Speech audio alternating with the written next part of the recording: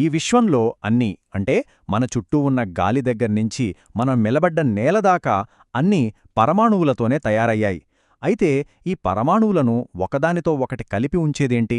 ఆ కనిపించని శక్తి వెనుకున్న అసలు రహస్యాన్ని ఛేదించడానికి మన ప్రయాణాన్ని మొదలుపెడదాం. ఒక చాలా సింపుల్ ప్రశ్నతో మొదలుపెడదాం. మనం రోజూ వాడే ఉప్పుంది కదా, అదే సోడియం క్లోరైడ్. దాన్ని చేతిలో పట్టుకున్నప్పుడు అది సోడియం, క్లోరిన్ పరమాణువులుగా ఎందుకు విడిపోదు? ఈ చిన్న చిన్న పరమాణువులను అంత గట్టిగా పట్టుకుని ఉంచిన ఆ శక్తి ఏంటి? ఈ మిస్టరీని సాల్వ్ చేయడానికి మనం ఈ విషయాలన్నింటినీ పరిశీలిద్దాం. ముందుగా పరమాణువుల మధ్య అసలు ఆకర్షణ ఎందుకుంటుందో చూద్దాం. తర్వాత అవి ఎలాంటి బంధాలను ఏర్పరుస్తాయో, ఆ బంధాలు మన చుట్టూ ఉన్న వస్తువుల లక్షణాలను ఎలా నిర్ణయిస్తాయో తెలుసుకుందాం. సరే, మొదటి రూల్తో స్టార్ట్ చేద్దాం. అట్రాక్షన్. అసలు పరమాణువులు ఒకదానితో ఒకటి ఎందుకు కలవాలనుకుంటాయి? ఆ సమాధానం వాటి మధ్యలో, అంటే కేంద్రకంలో లేదు. వాటి చుట్టూ తిరుగుతున్న ఎలక్ట్రాన్లల్లో దాగి ఉంది. ప్రతి పరమాణువులో ఒక కేంద్రకం, దాని చుట్టూ ఎలక్ట్రాన్లుంటాయి. కాని కెమికల్ రియాక్షన్స్ విషయానికొస్తే లోపలున్న ఎలక్ట్రాన్లు జస్ట్ సైలెంట్ ఆడియన్స్ లాంటివి. అసలు యాక్షన్ అంతా బయటి కక్షలో ఉండే వేలెన్సీ ఎలక్ట్రాన్లుదే. ఈ కెమికల్ బాండింగ్ అనే కథకు హీరోలు ఈ వేలెన్సీ ఎలక్ట్రాన్లే అన్నమాట.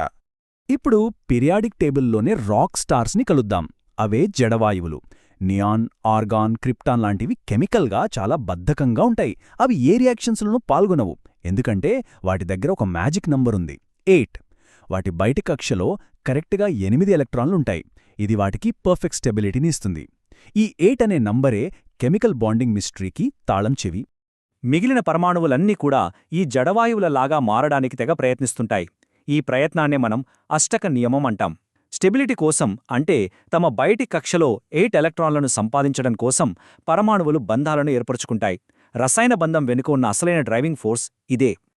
పరమాణువులు ఈ అష్టకాన్ని సాధించడానికి ఫాలో అయ్యే మొదటి స్ట్రాటజీని చూద్దాం. ఇది చాలా సింపుల్: ఎలక్ట్రాన్స్ని ఇవ్వడం లేదా తీసుకోవడం. మళ్ళీ మన ఉప్పు కథ దగ్గరికొచ్చేద్దాం. సోడియం బయట కక్షలో ఒకే ఒక్క ఎలక్ట్రాన్ ఉంటుంది. దాన్ని వదిలించుకుంటే దాని లోపలి కక్షలో 8 ఎలక్ట్రాన్లతో అది స్టేబుల్గా ఉంటుంది. మరోవైపు క్లోరిన్కు 7 వాలెన్సీ ఎలక్ట్రాన్లున్నాయి. దానికి ఇంకొక ఎలక్ట్రాన్ కావాలి. సో సోడియం తన ఎలక్ట్రాన్ను క్లోరిన్కు ఇచ్చేస్తుంది. అప్పుడు సోడియం పాజిటివ్ ఛార్జ్తో క్యాటయాన్గా, క్లోరిన్ నెగటివ్ ఛార్జ్తో యానయాన్గా మారతాయి.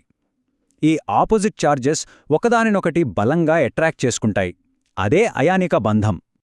అయితే ఈ అట్రాక్షన్ కేవలం ఒక సోడియం, ఒక క్లోరిన్ మధ్య మాత్రమే ఉండదు. ఇది 3 డైమెన్షనల్గా విస్తరిస్తుంది. ప్రతి సోడియం అయాన్ చుట్టూ 6 క్లోరైడ్ అయాన్లు, అలాగే ప్రతి క్లోరైడ్ అయాన్ చుట్టూ 6 సోడియం అయాన్లు చేరి ఒక పర్ఫెక్ట్గా ఆర్గనైజ్డ్ అయిన చాలా బలమైన క్రిస్టల్ లాటిస్ను ఏర్పరుస్తాయి. మనం చూసే ఉప్పు పలుకులకు ఆ గట్టి ఆకారం రావడానికి కారణం ఇదే. ఇదే ఫార్ములా చాలా ఇతర కాంపౌండ్స్కి కూడా వర్తిస్తుంది. చూడండి, మెగ్నీషియం 2 ఎలక్ట్రాన్లను ఇస్తుంది, కాబట్టి దానికి 2 క్లోరిన్ పరమాణువులు కావాలి. ఆక్సిజన్కు 2 ఎలక్ట్రాన్లు కావాలి, కాబట్టి దానికి 2 సోడియం పరమాణువులు అవసరం. ఇదంతా ఒకటే లెక్క, అష్టకాన్ని పూర్తి చేయడం. అయితే అన్ని పరమాణువులు ఎలక్ట్రాన్లను అంత ఈజీగా ఇవ్వలేవు, తీసుకోలేవు. మరి అప్పుడవి ఏం చేస్తాయి? అవి ఒక కొత్త స్ట్రాటజీని ఫాలో అవుతాయి. అదే పంచుకోవడం. ఈ 2 స్ట్రాటజీల మధ్య తేడాను చూద్దాం. అయానిక బంధంలో ఎలక్ట్రాన్లు కంప్లీట్గా ట్రాన్స్ఫర్ అవుతాయి, కానీ సమయోజనీయ బంధంలో ఎలక్ట్రాన్లను షేర్ చేసుకుంటారు.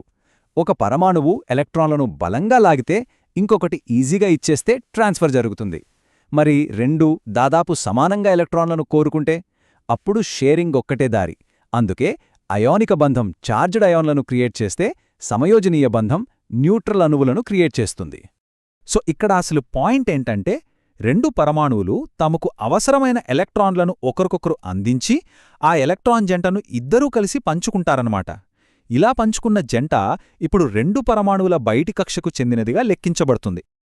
ఉదాహరణకు ఫ్లోరిన్ను తీసుకుందాం. ప్రతి ఫ్లోరిన్ పరమాణువుకు 7 వాలెన్సీ ఎలక్ట్రాన్లుంటాయి. అష్టకం కోసం ఒక ఎలక్ట్రాన్ తక్కువ. అందుకే 2 ఫ్లోరిన్ పరమాణువుల దగ్గరకు వచ్చి చెరొక ఎలక్ట్రాన్ను షేరింగ్కి పెడతాయి. ఇప్పుడు ఆ పంచుకున్న జంట వల్ల రెండింటికి 8 ఎలక్ట్రాన్లున్నట్టే. 2 హ్యాపీగా స్టేబుల్ అయిపోతాయి. ఒక్కోసారి ఒక జత పంచుకుంటే సరిపోదు. ఆక్సిజన్కు 2 ఎలక్ట్రాన్లు కావాలి కాబట్టి 2 ఆక్సిజన్ పరమాణువులు 2 ఎలక్ట్రాన్లను పంచుకుని డబుల్ బాండ్ను ఏర్పరుస్తాయి.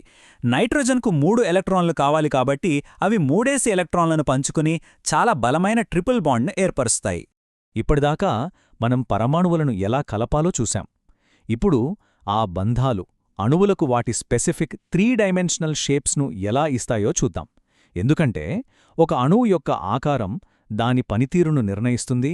అంటే ఏ పరమాణువులు కలిశాయి అనేదే కాదు, అవి స్పేస్లో ఎలా అమరి ఉన్నాయనేది కూడా చాలా ముఖ్యం. దీన్ని అర్థం చేసుకోవడానికి VSEPRT అనే సిద్ధాంతం హెల్ప్ చేస్తుంది. పేరు కొంచెం కాంప్లెక్స్గా ఉన్న ఐడియా చాలా సింపుల్. ఎలక్ట్రాన్ జంటలకు ఒకదానికొకటి పడదు, అవి వికర్షించుకుంటాయి.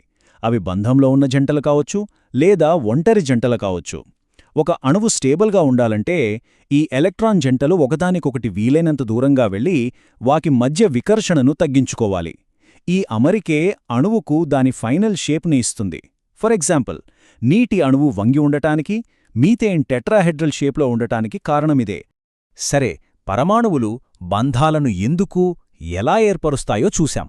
కాని ఇదంతా ఎందుకు ముఖ్యం? ఎందుకంటే ఒక పదార్థం యొక్క లక్షణాలన్నీ, అంటే అది గట్టిగా ఉంటుందా, మెత్తగా ఉంటుందా, నీటిలో కరుగుతుందా లేదా, ఇవన్నీ దానిలోని రసాయన బంధం రకంపైనే ఆధారపడి ఉంటాయి. అయానిక సమ్మేళనమైన ఉప్పును సమయోజనీయ సమ్మేళనమైన ఈథేన్తో పోల్చి చూద్దాం. ఉప్పు చాలా ఎక్కువ టెంపరేచర్ దగ్గర కరిగే ఒక ఘనపదార్థం. కాని ఈథేన్ చాలా తక్కువ టెంపరేచర్లోనే గ్యాస్గా ఉంటుంది. ఈ తేడాకు కారణమేంటి? బాండింగ్. అయానిక బంధాలు చాలా బలమైన ఎలక్ట్రోస్టాటిక్ అట్రాక్షన్స్ వల్ల ఏర్పడతాయి. వాటిని బ్రేక్ చేయడానికి చాలా ఎనర్జీ కావాలి. కాని సమయోజనీయ అణువుల మధ్య ఆకర్షణలు చాలా వీక్గా ఉంటాయి. ఈ వాక్యం దీని పర్ఫెక్ట్గా వివరిస్తుంది. అయానిక బంధం యొక్క విపరీతమైన బలం, అంటే అయాన్లను కలిపి ఉంచే ఆ స్థిర విద్యుత్ ఆకర్షణ బలం, అదే ఉప్పులాంటి పదార్థాలకు వాటి అధిక ద్రవీభవన, బాష్పీభవన స్థానాలను ఇస్తుంది. కాబట్టి మనం నేర్చుకున్నది మొత్తం 3 సింపుల్ స్టెప్స్లో చెప్పొచ్చు. ఫస్ట్, ప్రతి ఆటమ్ గోల్ స్టెబిలిటీ సాధించడం. సెకండ్, ఆ గోల్ని రీచ్ అవ్వడానికి అవి ఎలక్ట్రాన్లను బదిలీ చేయడం లేదా పంచుకోవడం అనే స్ట్రాటజీలను వాడతాయి. ఫైనల్గా అవి తీసుకున్న నిర్ణయమే ఆ పదార్థం మన ప్రపంచంలో ఎలా ప్రవర్తిస్తుందో డిసైడ్ చేస్తుంది. సో మనం మొదలుపెట్టిన ప్రశ్నకు సమాధానం దొరికింది. ఉప్పు విడిపోదు, ఎందుకంటే దానిలోని సోడియం, క్లోరిన్ అయాన్లను బలమైన అయానిక్ బంధాలు ఒక క్రిస్టల్ లాటిస్లో గట్టిగా పట్టి ఉంచుతాయి. కానీ ఇది మరో కొత్త ప్రశ్నకు దారితీస్తోంది. బంధాలు లక్షణాలను నిర్ణయిస్తే మరి నీరు లేదా అమ్మోనియా వంటి అణువుల స్పెసిఫిక్ షేపులను ఏది నిర్ణయిస్తోంది? ఆ ఆకృతులు మన జీవానికి అంత ముఖ్యమైనవెందుకు? దీని గురించి మరోసారి మాట్లాడుకుందాం.